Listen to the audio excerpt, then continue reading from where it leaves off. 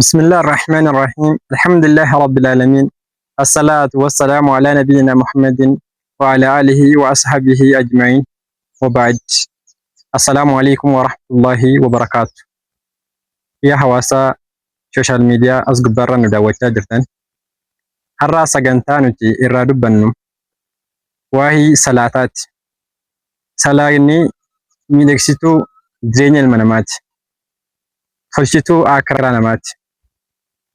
Salaanni addunyaattis akiraattis faayidaa qabdi. Salaanni jireenya kee ka'ati rakkina keessa jirtu, dukkana keessa jirtu gara ifaatti si baasuu danda'a. Mee waa'ee salaataa irraa xiqqoo waliin haa ilaallu. Dura kabaja salaanni qabu, kabaja ulfina Rabbi salaataa kenne yoo waliin ilaallu, salaanni kun ibaadaa keessaa tokko, utubaa ibaadaati salaanni kun. Ibaadaan hundinuu yoo salaanni keessa hin jiraanne utubamuu hin danda'u, ijaaramuu hin danda'u, qeebalamuu hin danda'u. Rabbiin subhaanahu wa ta'ala gaafa salaata kana kabajuu jedhu soomana, hajji, zakaa waa hunda waa'ee islaaminaa kana Jibriiltu fidee Nabi Muhammaditti hima salawaatu Rabbi wasalaamu alayhi.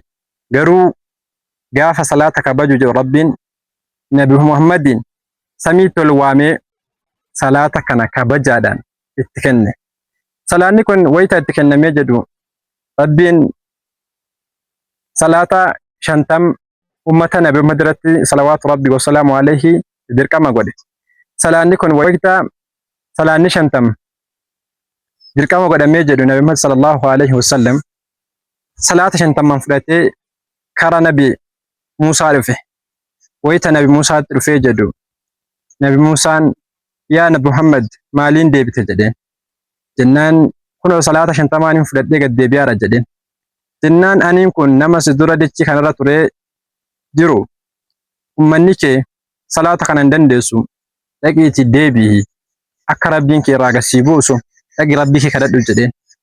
Wayita kana achumaan Nabi Muhammad sallallahu alaihi wasallam gama Rabbii ol deebi'e. Rabbiin seenaan isaa dheeraadha, wama xiqqishoo irraa isinii tuqa. Osoo gidduu kana deddeebi'ee jedhu salaanni 50 shananitti gad bu'e. Wayita shananitti gad bu'ee jedhu lallabaan tokko lallabee Nabi Muhammadin sallallahu alaihi wasallam maal jedhe? Ani yeroon kiyya geesse gabrootan kiyya irratti dirqama godheen jira.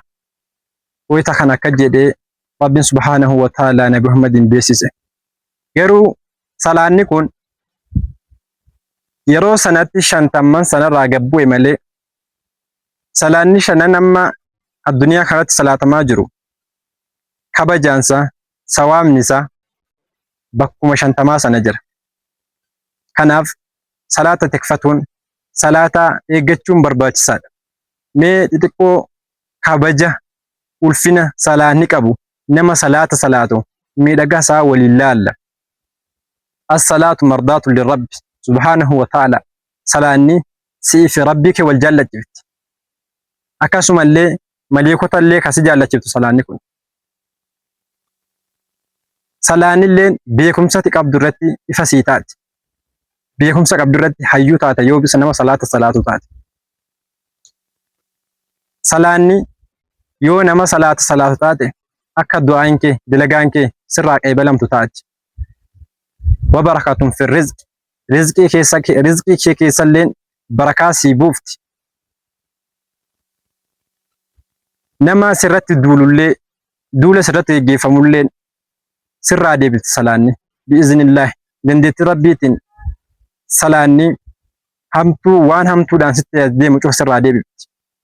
Salaanni dukkana qabrii keessatti illee kana ibsattee teessudha. Salaanni gaafa ati qabaramtee awwaalamtee haaliin kee guutuun si biraa deebi'ee jedhu salaanni kee kun nama amma deddeebi'ee si ziyaaruudha hanga guyyaa qiyamaati. Gaafa guyyaan qiyamaa kun illee tahee jedhe salaanni kee kun ni ta'a. Zillan fawqaka gubbaa kee kanatti gaachana takka gaagidduu sii gaagiddeessa. Wataajan alaa ra'sika ulfina kabaja sii ta'a mataa kee kanarratti salaanni kun. wasiyaaban alaa jasadika qaama kee kanarratti illee uffata sii ta'a. Wanuuran yas'aa bayna yadayka ifaa ta'ee fuuldura kee deema salaanni kun. Wasitran baynaka wa bayna annaar siif ibidda gidduu girdoo ta'ee addaa si eega salaanni. Wamaftaahan liljanna furtuun ati ittiin jannata banattu salaata. Kanaaf salaanni yoo salaattee yoo tikfattee jette waan jiruu kee guutuu si jijjiiree aakiraa keetii fi duniyaa kee si bareechu. Ergamaa Rabbi salawaatu Rabbi wasalaamu alayhi maal jedhe? Masalu kamsi salawaatin kamasali naharin jedhe. Fakkiin salaata shananii fakkii laga balbala tokkoon keessanii yaa'uti jedhe.